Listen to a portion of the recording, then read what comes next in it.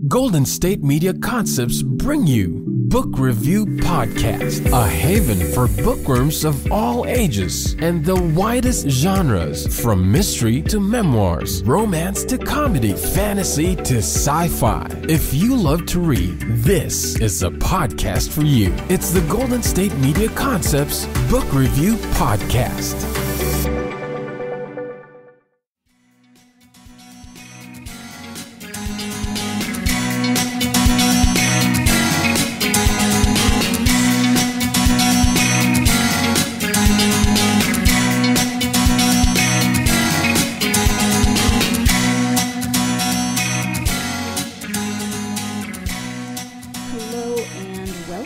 GSMC Book Review Podcast, brought to you by the GSMC Podcast Network.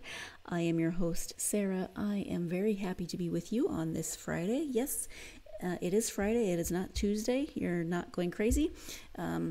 You've looked at your calendar correctly. It is, in fact, Friday. I had a need to reschedule. Wasn't feeling great on the day that the interview was initially scheduled for. And the author, Zachary Hagen, was very kind and willing to reschedule, and so feeling much better. I'm grateful that he was willing to reschedule, but did push back the day that the episode is airing from Tuesday to Friday this week. So thank you for your patience. Thank you to the author for his patience and his flexibility. I hope you've had a great week. This is Friday. Maybe you have some great weekend plans. I had an excellent week because my hubby is finally home. He has been helping his parents, for those of you who are regular listeners, and he's been gone for a while now. So it was great to go to the airport and pick him up on Wednesday. The dogs were so excited to see him.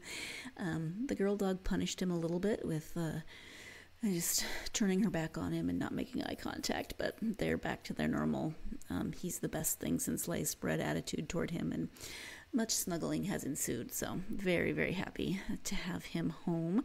And I did not punish him. I've not been glaring at him or refusing to make eye contact that I'm aware of. Hopefully I'm not doing that subconsciously. Anyway, good week for that reason that he is back. And good week because I get to share an author interview with you. As I mentioned, I am speaking this week with author Zachary Hagen. We are talking about his young adult fantasy series. There are 2 books currently out, Eternity's Well and Eternity's Mirror.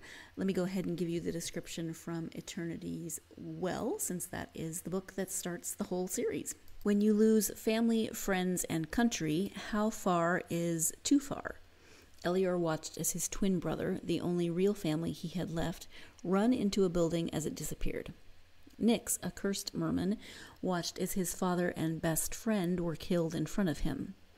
Opal's father died, leaving her with a legacy to live up to and a throne to protect.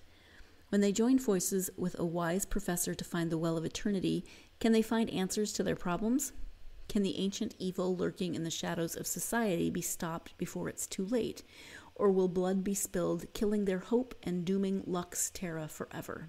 So, as I said, this is young adult fantasy. There are also a lot of world religious themes throughout the stories, the first 2 books, in terms of allegories and myths and cultural references from a lot of different world religions. So that is an aspect.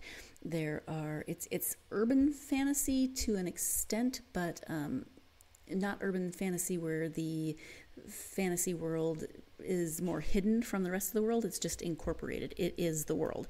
As I say in the interview, the dwarves drive cars and the fairies go to movies and those sorts of things. So it's all incorporated into one world of Lux Terra in this first story.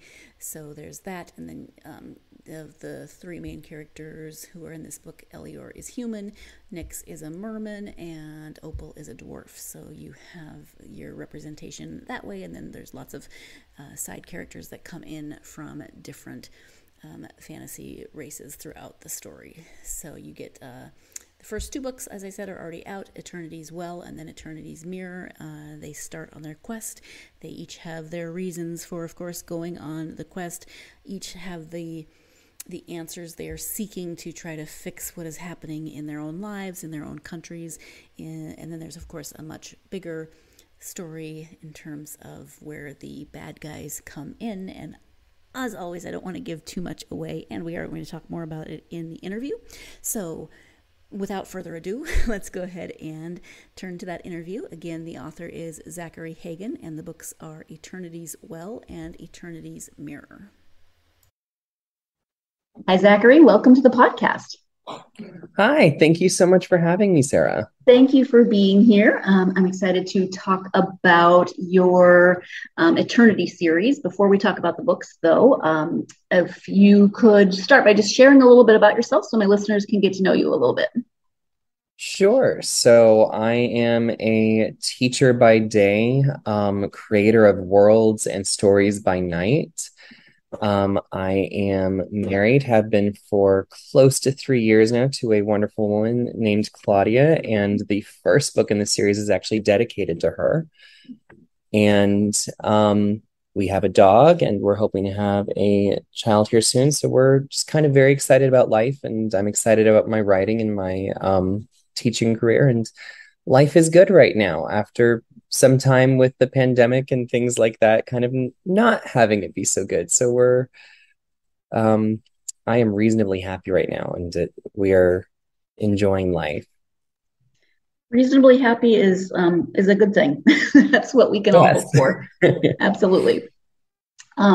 Well, let's talk about the series. There's currently 2 books out in the series. So if you could start with an overview of the series as a whole. Sure. So the Eternal Chronicles goes from this sort of pivotal moment of loss for our 3 main characters in the first book, and the cast grows a little bit. But we explore themes about loss and learning how to find new meaning in the world when our ideas of ourselves change. And we explore that in a world where anything can happen. There's an ancient dragon race that was turned into fiery djinn. There are mermaids, there are fairies and elves, and a dwarf queen, and lots of fun with royalty and magic and swordplay.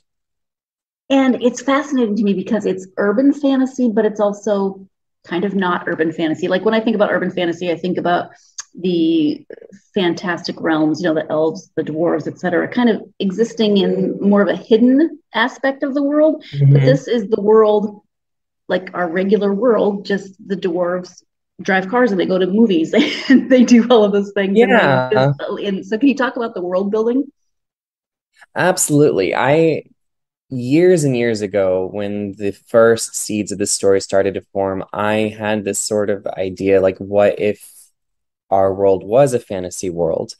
And then I saw the trailer for Onward, and I thought, well, Disney beat me to it, but I'm still going to do it anyway. So I had this sort of an idea, well, what if we had a world where not only did they have all of the modern conveniences that we have, but what if they had somehow used magic to create clean energy? And so they've sort of gone through a second industrial revolution using magical energy rather than fossil fuels and things like that. It really, a lot of it started from other sources as well. I really loved the Last Airbender series and their take on technology and how that sort of played in with the story.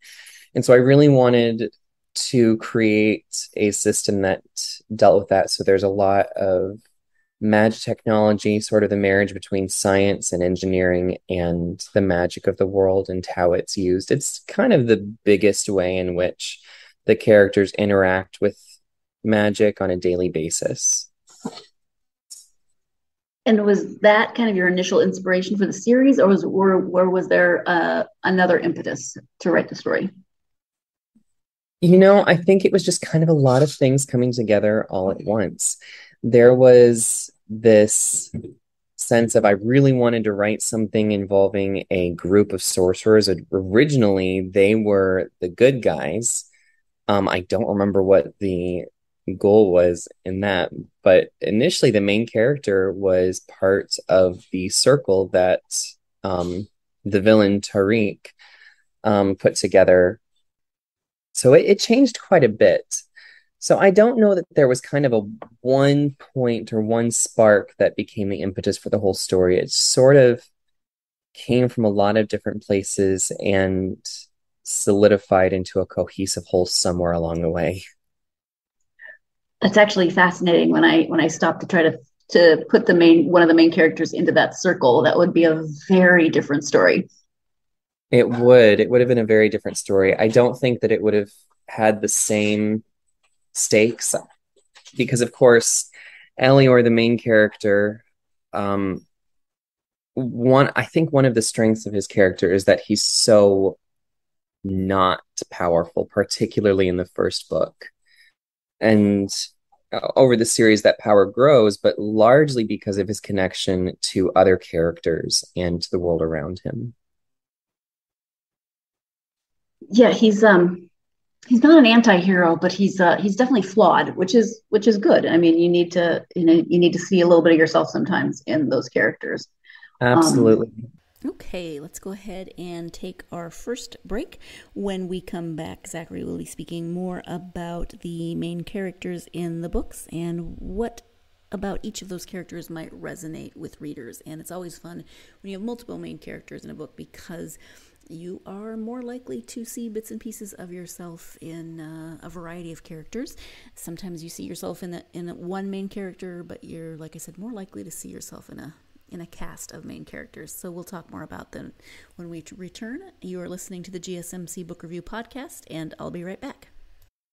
GSMC Beauty Tips Podcast gives you advice on everything from hair to fashion to skincare products. We'll talk about the latest trends in makeup, hairstyles, and anti-aging remedies. And we'll cover all of the newest fashion trends. If you have an interest in or questions about the beauty trends that might work best for you, the Golden State Media Concepts Beauty Tips Podcast has got you covered. Download the GSMC Beauty Tips Podcast on iTunes, Stitcher, SoundCloud, Google Play, or anywhere you find podcasts. Just type GSMC in the search bar.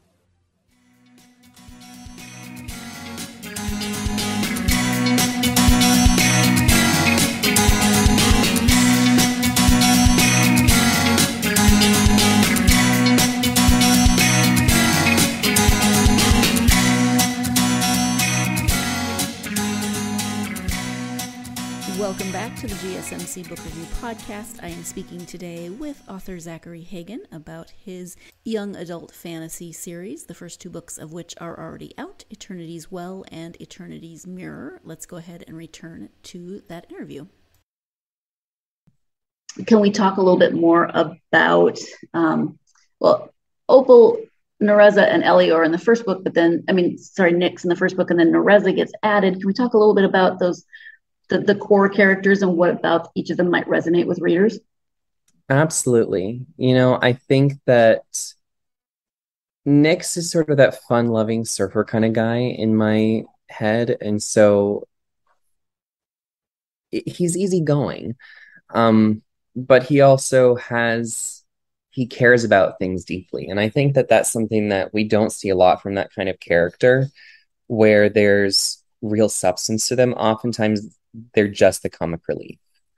So I think that someone who's the funny friend or who has those quirks might find themselves with Nyx. I actually had several people telling me he was their favorite character when I was doing beta testing and beta reading for it, which was great because that told me that I can't really kill this character off because I was actually planning on doing that at the second book. But you could. I decided to keep him. So he got to stick around because everyone just really loved that character so much. Opal, I don't know. Did you ever see Even Stevens as a kid? Oh, bits and pieces, but not much. Okay. So I sort of fashioned part of Opal's personality after what I remembered from the Ren character, because she's kind of got this shell around her that she has to get out of to figure out who she is and how she fits into the story.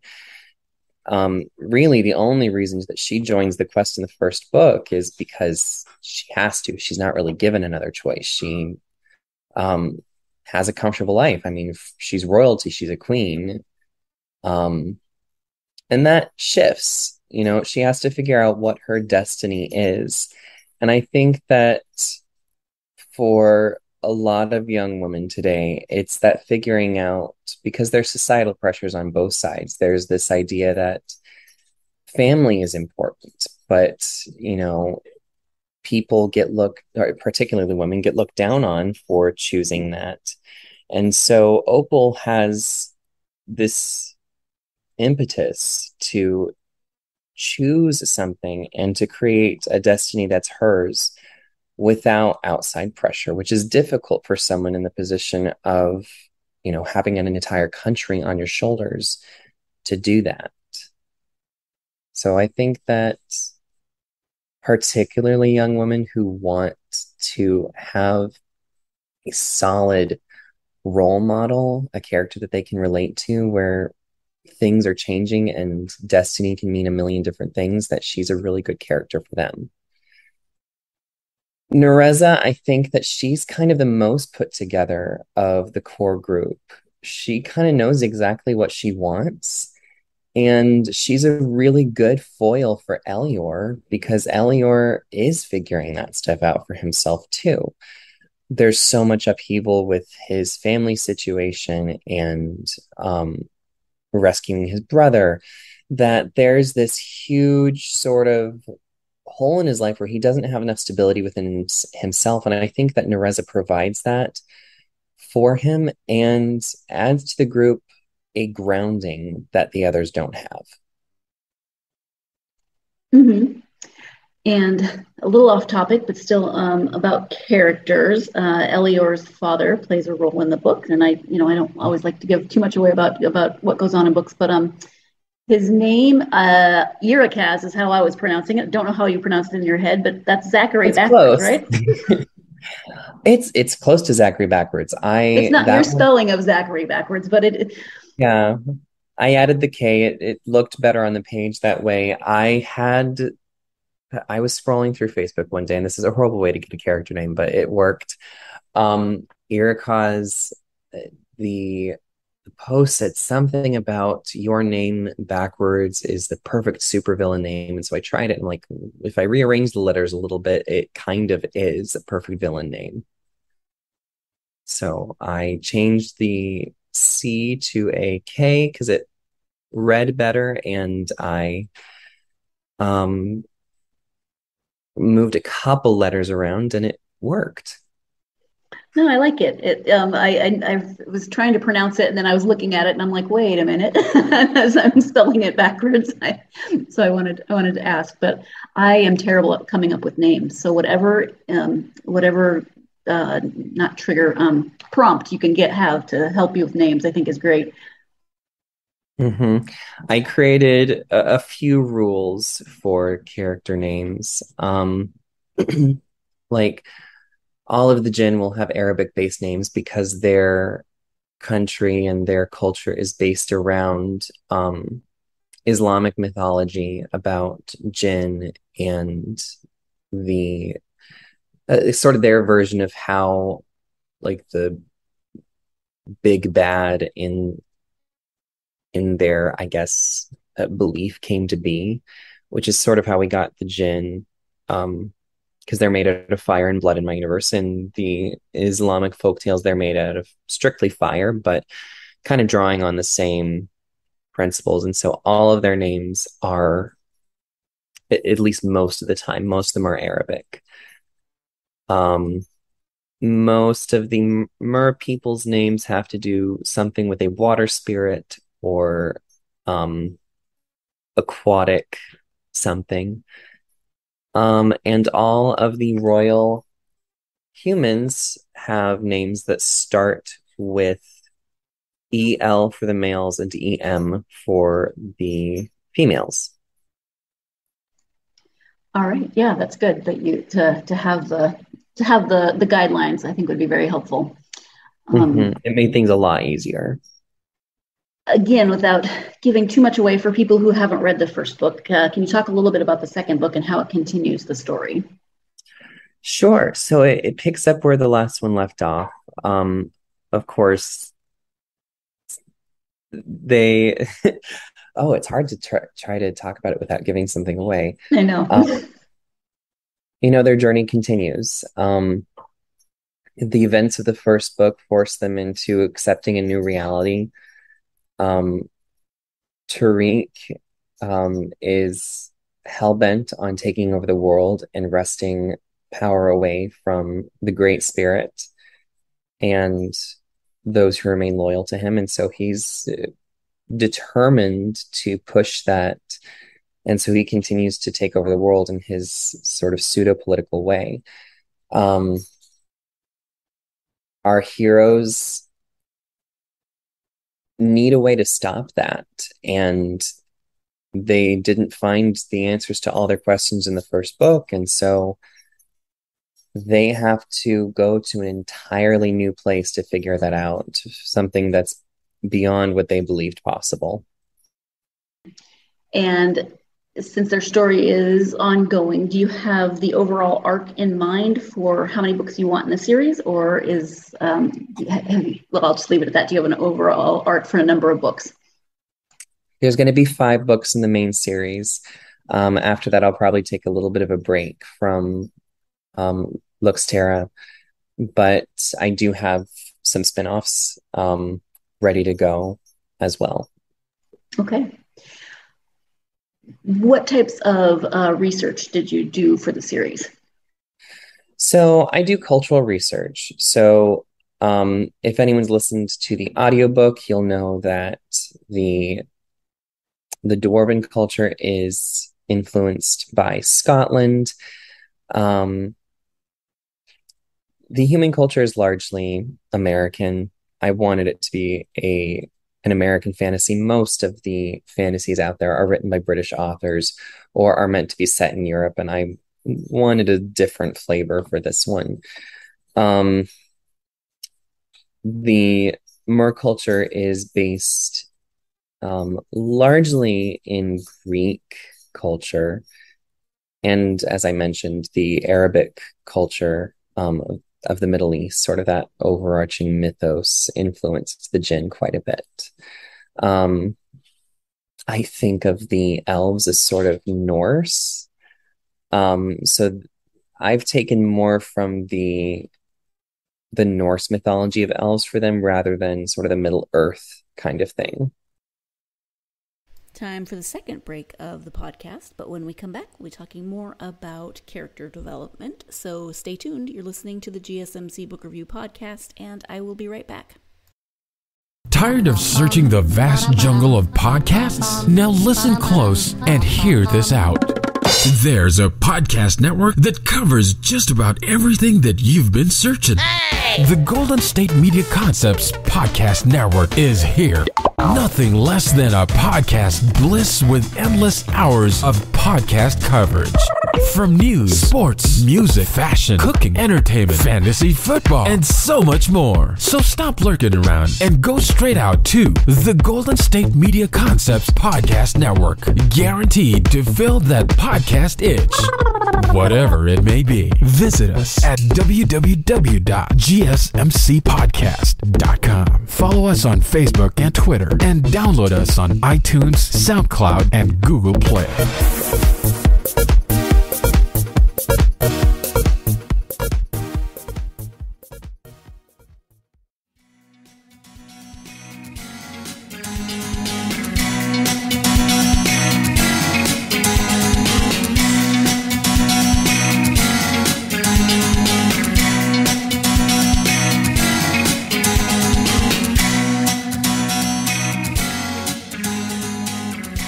Welcome back to the GSMC Book Review Podcast. I am speaking with author Zachary Hagen about the first 2 books in his Eternal Chronicles.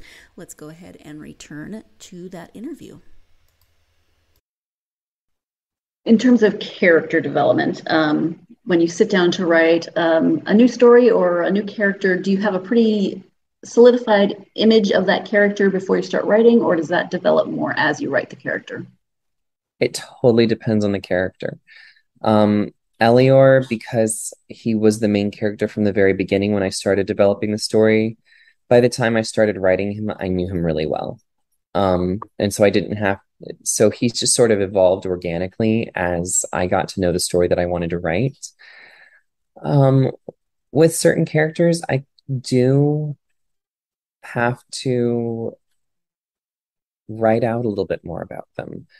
Nereza was kind of hard to nail down for me because I knew that I wanted to introduce a romantic interest into the book, but I didn't quite know who she was. And so I had to think about who her interest was going to be and what a good balance would be there. So I had to kind of sit with her and wrestle with that a bit and create a little bit more specifically because she had to be the character that she needed to be. Opal and Nyx were a little bit more organic. I started writing them and they changed actually quite a bit over the course of the first draft of edits. Opal used to be a lot more stuck up than she is now. I think she's a lot nicer of a character. So that changed quite a bit. Elior, he didn't change a lot. I will say he got less whiny. In the first draft of the book, I was going through a lot of grief myself, and so he was crying every other page, which changed in the second draft. Moving forward, Nyx became a little bit more serious once people really started liking him. I knew that he had to have more stability and more substance to him as well. So there's a little bit of a give and take, I think, for me. There's some really delving into characters when I really don't know them, and there's some just letting them become who they are on the page. Now, of course, the main cast of characters I know really well. I've written 3 stories with them, and so jumping into the 4th book, I don't have to do a whole lot of character development because I'm not really introducing any real main cast characters anymore. With the 3rd book, we're sort of, or with the 4th book, well, I've written the 3rd, the 4th is, I'm starting to work on it now. So now I'm kind of at that last 2 entries where the characters are really well developed and I know exactly who they are. So any sort of getting to know them has happened. Mm-hmm. And so you're starting to work on the 4th one. You finished the 3rd one. Do you have a release date for the 3rd book? The 3rd book, if people look on my website, it does say the 11th of this month, but it is going to be November. I had to push it due to scheduling conflicts. They happen, but it's coming November soon. 11th. So Mm-hmm. that's always good for people who are waiting for the next book, that you didn't just say, yeah, it'll be out in a year. Oh, goodness. I don't think I could do that to myself or to the fans of the series. It's such To push it out a another typical year. fantasy Oh, thing, though. Speaking it's of true. It's true. Speaking of fantasy, what draws you to writing in this genre? I think largely because I read in fantasy a lot. Some of my favorite books were The Inheritance Cycle and The Chronicles of Narnia, and to a certain extent, The Lord of the Rings, although I have the cardinal sin of believing the movies are actually better with those. But I still really love the universe that J.R.R. Tolkien created. I can see where you're coming from on that one, because he's very, very wordy. So visually, it's much easier. Very wordy. Yeah. And for me, I have really severe ADHD. And so I have never actually been able to get through the books because there's just so much detail and there's so much to be distracted by. Mm-hmm.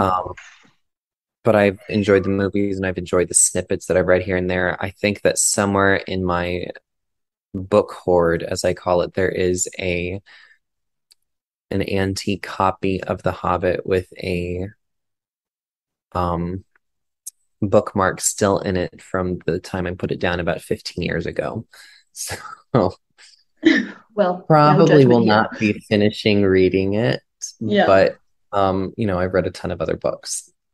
Yeah, and yeah, it's just everyone's reading style is different, and those are very, very wordy. As I said, I was reading them on the plane. I was reading the last one in the Lord of the Rings trilogy on a plane once, and it was wrapping up nicely. And I looked, and I still had 100 pages or 50 or 200 pages left, and I thought, oh, kidoki, we're not. Yeah. There's like 10 different Yeah. endings to that book.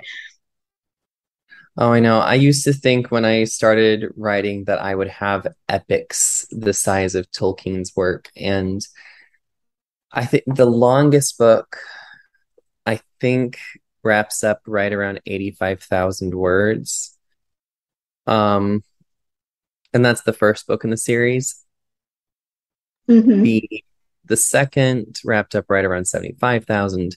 The third is sitting at 83,000. I don't know if it'll change any more than that, just because it's kind of done with the editing process at this point. There might be a couple more changes before it gets sent to presses, but nothing that's going to impact it more than a couple words here or there, because I mean, the story is set and most of this wording is set. So, Right. Yeah, but when it's a series, I don't think you need huge long books always, because the story continues in each book, but each book doesn't have to be this series length.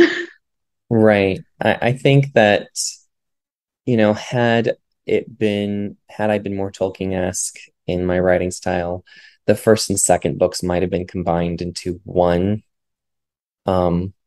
which might have felt more like a payoff to some readers to have both of them together. But I'll tell you what, once you've written about 80,000 words, you're ready for it to be done, unless you are extremely long-winded as a person. I can imagine. When it comes to writing, for publication in this case, is it something that you always wanted to do, or is it something that you came upon later in life? How did that work for you? Yeah, I mean, I always wanted to write, and that's been well documented in a lot of interviews that I've done. But as far as publication, I think that my opinions on that changed a lot. Originally, my thought was I'm going to find an agent and I'm going to get it published traditionally.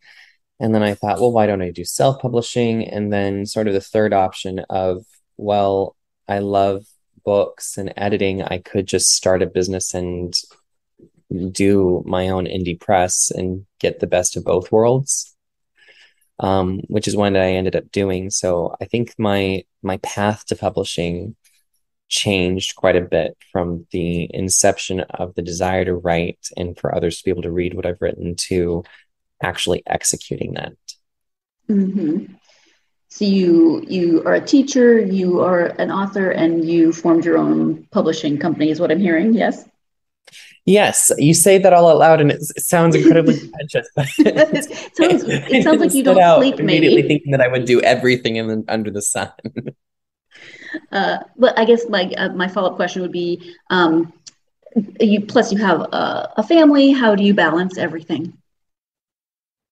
I wish I could tell you, but I absolutely have no idea. The only Or that answer could I just be have, ADHD at its best.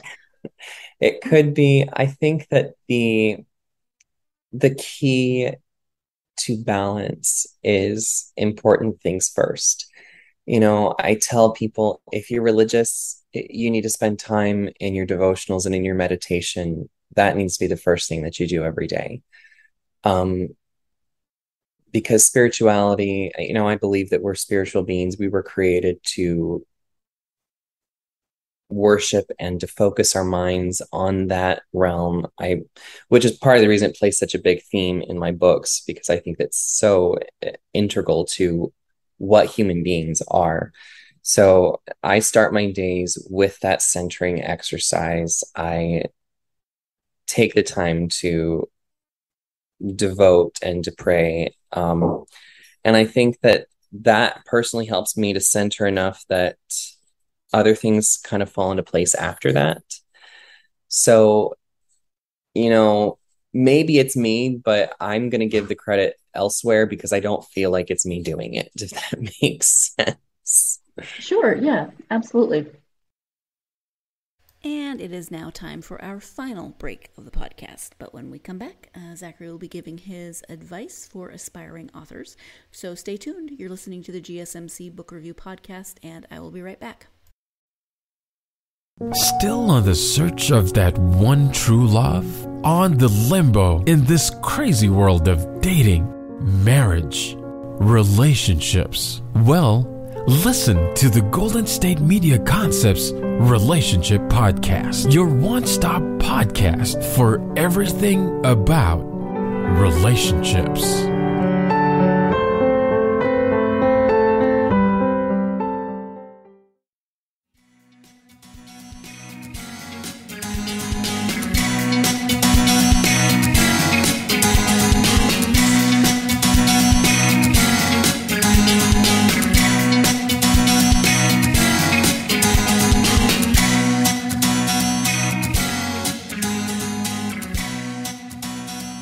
Welcome back to the GSMC Book Review Podcast and the conclusion of my interview with author Zachary Hagen.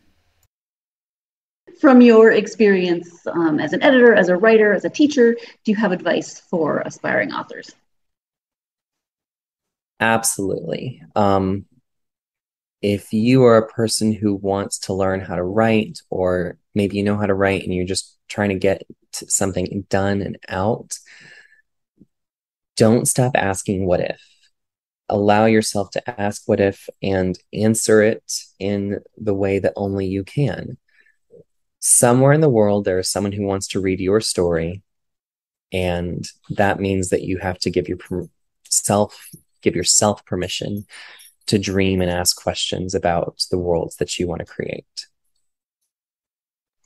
All right, thank you for that.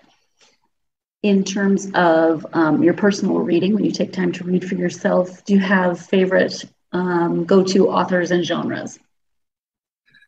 I have been trying to expand that recently. So I have recently read The Lunar Chronicles. I loved those. I believe that's by Marissa Meyer. Fantastic fairy tale retellings in sort of a sci-fi fantasy mixture. So I loved that because it was right up my alley. I have also recently started reading Miss Peregrine's Home for Peculiar Children. So I tend to stay in the YA genre a lot of the time, but occasionally I'll venture out and go more mature. It's just kind of rare that I do that. Mm-hmm. Right. I know you have a website, so if you can share your website as well as any social media that people can find you on. Absolutely. So my website is zacharyhagenwrites.com, and all of my social media is ZacharyHagen_writes. Easy enough. Thank you. Zachary, we've talked about the books and writing and a variety of topics, but is there anything that we haven't covered that you wanted to highlight during this time together? If you have a Kindle Unlimited subscription, the books are available to you for free. I have no plans to change that at the moment. So if you're curious, check it out. I love my Kindle Unlimited subscription because it allows me to try books before buying them and to figure out if I like a new author. So it's $10 a month. I'm not sponsored by them or anything, but I think it's a good investment to find new people that you want to read. Absolutely. I mean, books that you don't have to pay for, I never complain. Although I do I encourage supporting authors as well, but yeah, we get paid by the page. If I end up liking the first 30 pages of a book, I'll probably end up buying it just so that I can keep it, because you're only allowed to keep, I think, 6 or 7 books in the library that are limited. So if I really am enjoying the book after the first, 30 pages or maybe the first 5 or 6 chapters, I'll usually purchase it at that point. But it kind of depends. But we get paid either way. So Kindle Unlimited is a great way to support authors if you don't have a huge book buying budget. Yeah, that's perfect. Wonderful. Well, thank you so much. I really appreciate you taking the time to talk to me about the books. Thank you so much for joining me. And thank you so much for having me. It was an absolute pleasure.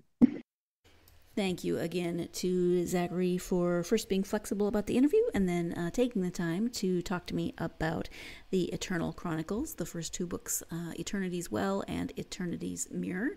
If you are a fan of young adult books or you have a young adult reader who loves fantasy and who loves urban fantasy, then you should definitely check this out.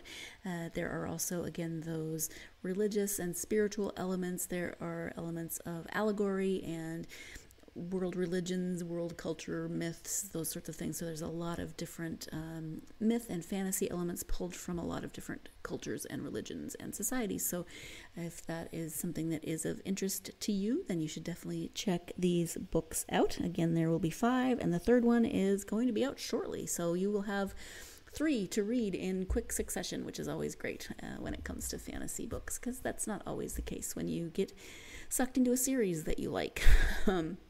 So, as Zachary said, if you are a Kindle Unlimited member, you can check them out for free on your Kindle Unlimited, which is pretty great. So, thank you again to Zachary. Thank you, as always, to you, my listeners, for joining me for another author interview. I hope that you will join me next time. We're switching from young adult and fantasy to contemporary murder mystery set in England. I'll be speaking with author Connie Berry about her newest mystery book, so please join me for that interview on the next episode. In the meantime, as always, if you are a fan of this podcast and you have not already done so, make sure that you like, subscribe, follow on whatever platform you listen on. That way you always know when there's a new episode. And also, if you are inclined to leave a review, please do so, written or starred, or both. Helps greatly to get the podcast out to more listeners who love books, and I would be very appreciative if you took the time to do that. Also, if you're on social media, you can follow the podcast on Facebook, Twitter, Instagram, and or TikTok. Love to hear from listeners. Interact with me. Tell me what you're reading. Ooh, it's spooky season. Tell me what you're reading for spooky season. I am, of course, reading for the podcast, which I love, and then listening to a paranormal romance series, the Nocturne Falls series by Kristen Painter. I'm listening to that on Audible. So it's Nocturne Falls, the town that the series is set in, bills itself as celebrating Halloween 365 days a year, so that seems perfect to listen to during the month of October. But come find me and tell me what you are listening to during spooky season. Hope you had a great week. Hope that you have some great weekend plans coming up. But as always, whatever you're doing, I hope you stop and take some time to get yourself lost in a good book. Thank you so much. You've been listening to the Golden State Media Concepts Book Review Podcast, part of the Golden State Media Concepts Podcast Network.